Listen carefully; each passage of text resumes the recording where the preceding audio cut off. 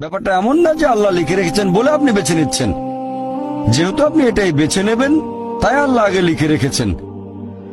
এখানে পছন্দ আপনার, তবে আল্লাহ আপনার পছন্দ জানেন। যেমন ধরেন একটা রাস্তার মোড়ে আসলেন, সামনে 5টা রাস্তা, রোড নাম্বার 1, 2, 3, 4, 5। এখানে পছন্দ আপনার, বেছে নিতে পারেন রোড নাম্বার 1, 2, 3, 4, 5।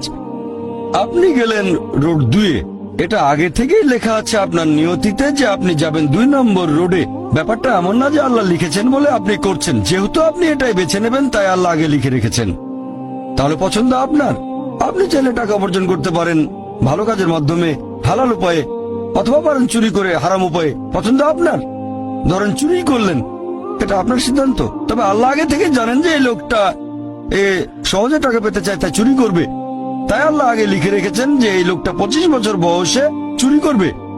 এখানে দোষটা কার? দোষ আসলে আপনার। তবে আল্লাহর আছে ইলমে গায়েব, তাই তিনি আগেই লিখে রেখেছেন।